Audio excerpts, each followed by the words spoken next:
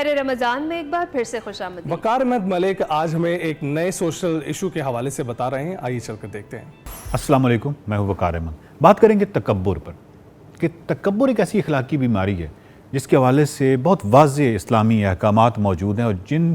ایسی اخلاقی بیماریاں جن پر بہت واضح اسلامی احکامات موجود ہیں اور سختی سے ممانعت کی گئی ہے، ان کے کچھ نہ کچھ نفسیاتی وجوہات ہیں۔ یعنی جب ہم نفسیات میں دیکھتے ہیں تو بہت ہی ہمیں سالڈ قسم کے ریزنز، بہت ہی اہم وجوہات نظر آتی ہیں، جن کی وجہ سے ہمیں آئیڈیا ہو جاتا ہے کہ اس پہ بہت سختی سے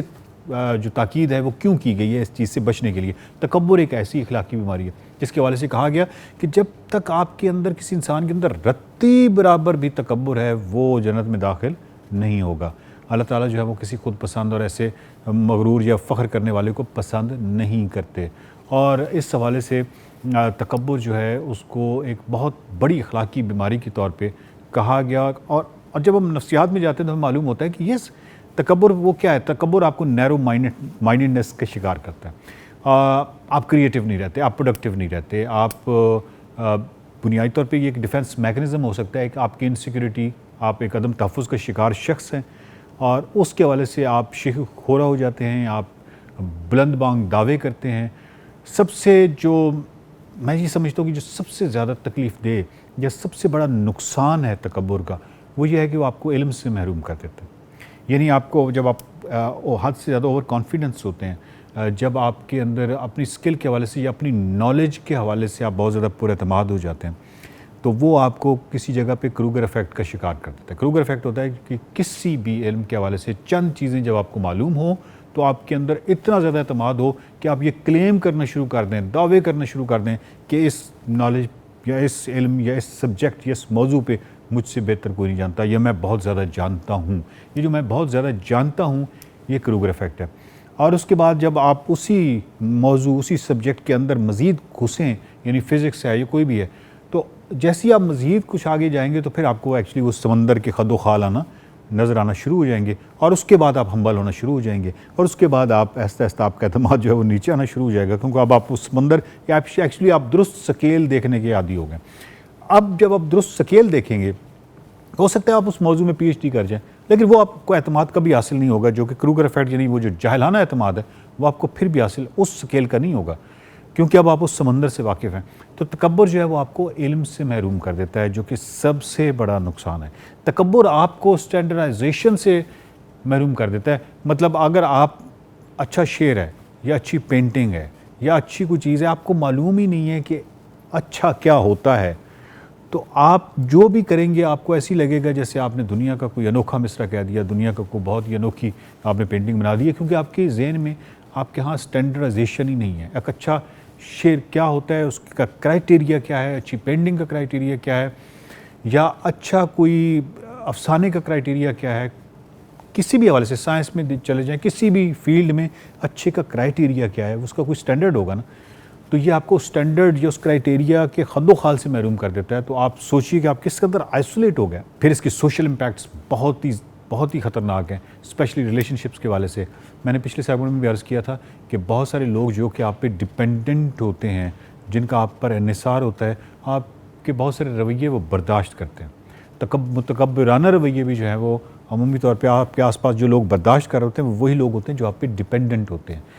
یا وہ اس طرح پاورفل نہیں ہوتے، لیکن جیسی ان کو پاور حاصل ہوتی ہے، جیسی وہ ڈپینڈنٹ ہوتے ہیں، آپ پہ ان کا انحصار نہیں رہتا، تو اس کے بعد وہ آپ سے کنارہ کش ہو جاتے ہیں۔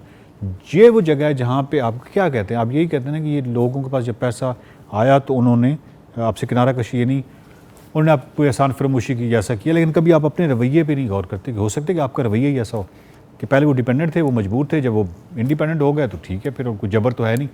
تو اس کے بعد ہی اگر آپ ایک اچھے انسان ہوتے تو وہ آپ کو پھر بھی نہ چھوڑتے، لیکن اب آپ کو وہ چھوڑ کے گئے ہیں، تو کہیں نہ کہیں آپ کو اپنے رویوں کو جانچنے یا جاننے کی ضرورت ہوتی ہے، اور یہ ضرورت یہ تبھی آپ کو حاصل ہوتی ہے، یعنی یہ صلاحیت آپ کو تب حاصل ہوتی ہے جب آپ سیلف اویئرنیس یا سیلف ریفلیکشن یا ان تمام چیزوں کا مطالعہ کرتے ہیں، اپنے آپ سے آگاہ ہوتے ہیں۔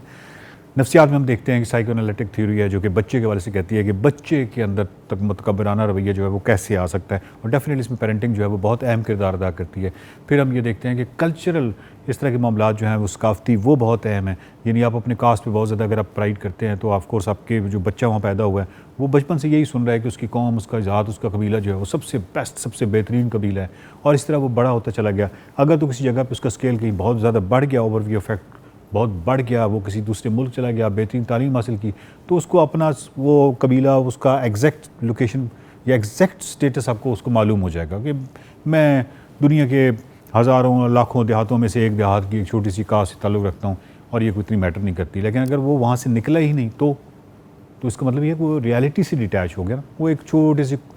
کنویں کے اندر ایک مینڈک کی شکل زندگی تو گزار دے گا لیکن ریالٹی سے کبھی بھی واقف نہیں ہوگا، حقیقت سے کبھی واقف نہیں ہوگا۔ ایک بہت اہم چیز جو ہے وہ یہ ہے کہ جب ہم دیکھتے ہیں کہ انسیکیور اگر کوئی فرد ہوتا ہے، عدم تحفظ کا شکار ہوتا ہے، ایسا فرد جو ہے اس کے اندر کئی ایسی اخلاقی بیماریاں آنا شروع ہو جاتی ہیں، اس میں سے ایک تکبر بھی ہے۔ یہ سم ٹائمز ایک ڈیفنس میکنزم کے طور پہ، ایک مدافعتی نظام کے طور پہ بھی آتا ہے، اور اس مدافعتی نظام کو استعمال کرتے ہوئے وہ اپنی انسیکیورٹی کو وقتی طور پہ تو کچھ ایڈریس کرتا ہے، لیکن مسئلہ یہ ہے کہ وہ حقیقت سے بہت دور کھڑا ہوتا ہے۔ جتنا آپ حقیقت سے دور کھڑے ہوتے ہیں الٹیمیٹلی اس کا جو رزلٹ ہے، اس کا جو نتیجہ ہے وہ کبھی بھی مثبت تو نہیں نکل سکتا، وہ منفی ہی نکلے گا، اور اس سے آپ کا جو زندگی کا معیار ہے، جو بہتر زندگی کا خواب ہے، وہ کبھی پورا نہیں ہو سکتا، کیونکہ آپ تو حقیقت سے ہی کوسوں دور کھڑے ہوئے ہیں۔ تو تکبر کے حوالے سے ہم نے یہ جانا کہ تکبر کے حوالے سے جب اسلام بہت زیادہ فوکس کرتا ہے کہ کسی صورت میں بھی یہ اخلاقی بیماری جو ہے یہ ایک ایسی اخلاقی بیماری ہے جس کا ذرہ برابر بھی گوارا نہیں ہے، تو ہمیں معلوم ہوتا ہے کہ اس کا ذرہ برابر بھی جو ہے وہ کتنا نقصان دہ ہے، چاہے جائے کہ ایک انسان ایک پورا ہی تکبر سے بھرا ہو۔ ہمیں معلوم ہوا کہ تکبر جو ہے وہ علم کا دشمن ہے، آپ کو علم سے محروم کرتا ہے، آپ کو ریالٹی سے ڈیٹیچ کرتا ہے، حقیقت سے کہیں دور لے جاتا ہے، اور آپ کو ایک اوور کانفیڈنس دیتا ہے، اور یہ تمام چیزیں جو ہیں وہ آپ کو ایک نیرو مائنڈڈنس کی طرف دھکیل دیتی ہیں، اور الٹیمیٹلی ایک آپ اچھی زندگی سے نہ صرف آپ محروم ہوتے ہیں، آپ کا ریلیشن شپ محروم ہوتے ہیں، آپ کے آس پاس ساری جتنے بھی آپ سے متعلقہ لوگ ہیں وہ بھی محروم ہوتے ہیں، وہ بھی متاثر ہوتے ہیں۔ تو یہ تمام اخلاقی بیماریوں کے حوالے سے، جس میں حسد ہے، اور جس میں غیبت ہے، جس میں غصہ ہے، یہ تمام وہ چیزیں ہیں جن کو اسلام جب گناہ کبیرہ کہتا ہے تو اس کی کچھ وجوہات ہیں، اور وہ وجوہات یہی ہیں کہ صرف فرد کی زندگی متاثر نہیں ہوتی بلکہ معاشرہ بھی جو ہے وہ بھی دلدل میں دھنستا چلا جاتا ہے۔ بہت شکریہ۔